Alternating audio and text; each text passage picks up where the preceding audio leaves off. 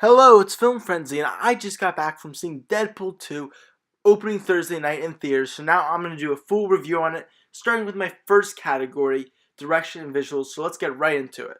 This is a category I just knew Deadpool 2 was going to succeed at. Even with a different director, they now have David Leitch instead of Tim Miller from the original.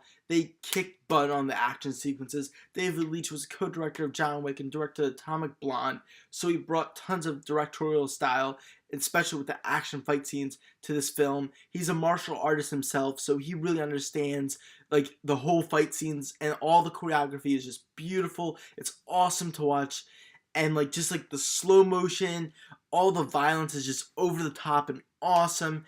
And visually, there's some really nice shots in there too. This is just a great, just like visual treat, and the direction I think killed it. So I'm giving it a perfect 5 out of 5 for this first category. Next, I'll be discussing the acting and character development in Deadpool 2.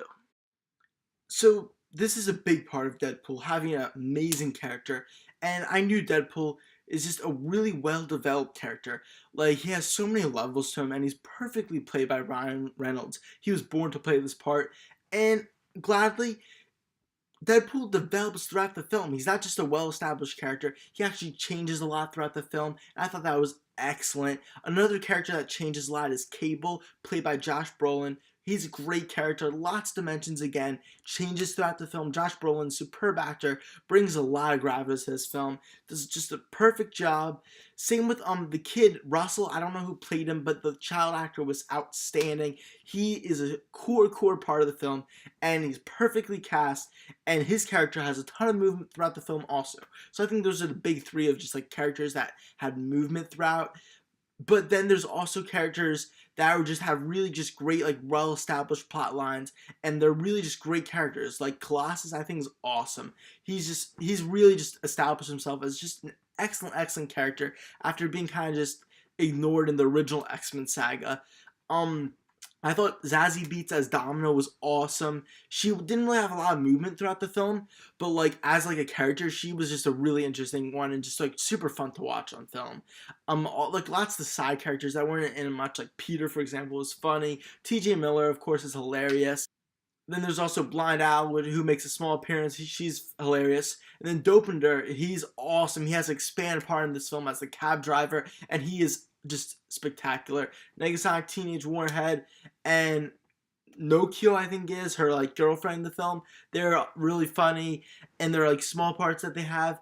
And overall, this film is just really just awesome in this category. So there's nothing wrong with it, and it just excels. So I'm giving it a perfect 5 out of 5. This is definitely one of the best superhero films in terms of just great acting and great characters, and characters that also move throughout the film. Plot, pacing, script, and theme are the various story elements, and they're my biggest and last category before I reveal my overall score for Deadpool 2. So, I want to start by saying this is a superbly unique superhero film in the whole story element regards.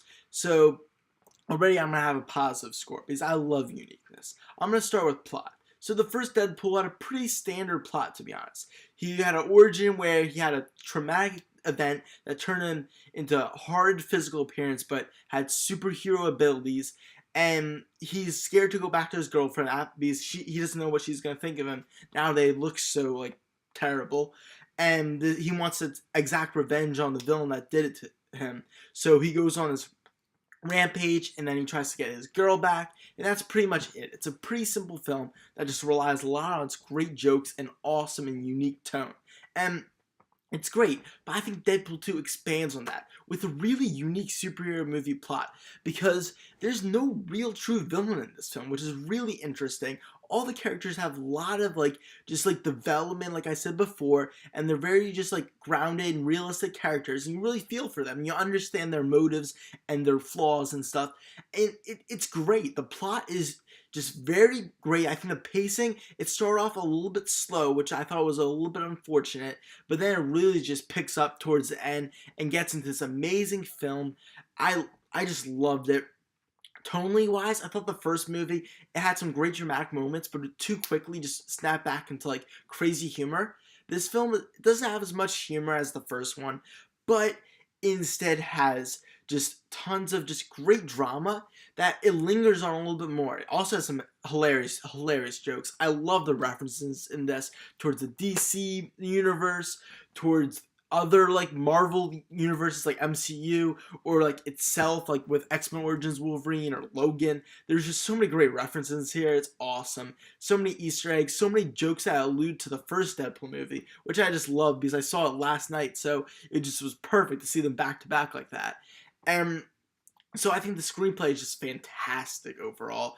Like, just hilarious jokes, really just great drama. I'm gonna get into some spoilers here. Those spoilers will go away once the spoiler tag is removed.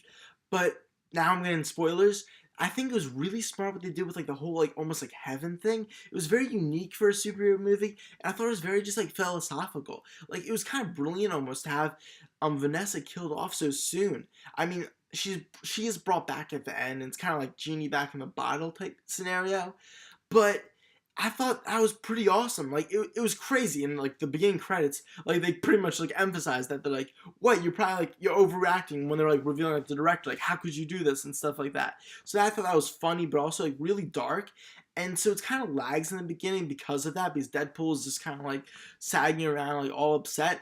But it quickly picks up with some great character interactions. When Cable starts coming in, things get into high gear. Russell's awesome character. It really just, this has a great themes on just like family, and like how, like, you know, like you can still find your family. You don't have to turn to like this terrible person and stuff. And it's pretty great. Like, it's a unique superhero film in that, like he says at the beginning, it's a family film, and no, it's not like family appropriate, but it is about family. And I think that's great. The jokes are fantastic. There's not as many as the first Deadpool, but it makes up with that with amazing drama. So overall, I think this is a better movie overall than the first Deadpool. So for this category, now there's no more spoilers, I'm giving Deadpool 2 a 4.5 out of 5. It does spectacular with the story. So now I'm just going to reveal my overall score for Deadpool. Like I said before, the last category is the most important, so it weighs the score a little bit down, but still gets a spectacular 4.5 out of 5. This, in my opinion, is one of the best superhero films of all time. Blew away my expectations because not like it was a sequel to like a movie that I thought was a little overrated. I love Deadpool, it's super entertaining, but I still thought the original was a little overrated and just lacks in a lot of areas like plot and themes and stuff. And I think Deadpool 2 really makes up for it. It's a little bit messy at the beginning, but it quickly just gains its footing and keeps on firing. It is awesome overall, and I'm not going to spoil it, but that post-credit scene, it might be the best post-credit scene of all time. It's really a mid-credit scene, but make sure to stay through the mid-credits because it is spectacular. So that wrap ups my review for Deadpool 2. I hope you enjoyed this review. Go out and see this film. It is spectacular, and it's just such a unique superhero film. So thank you guys. Catch you guys later on Film Frenzy. Make sure to check out other movie reviews and rankings on my channel, and make sure to check in when I do a ranking of all the X-Men and Fox superhero films, and then I also will review Solo: A Star Wars Story next week. So see you guys later from Film Frenzy. Bye.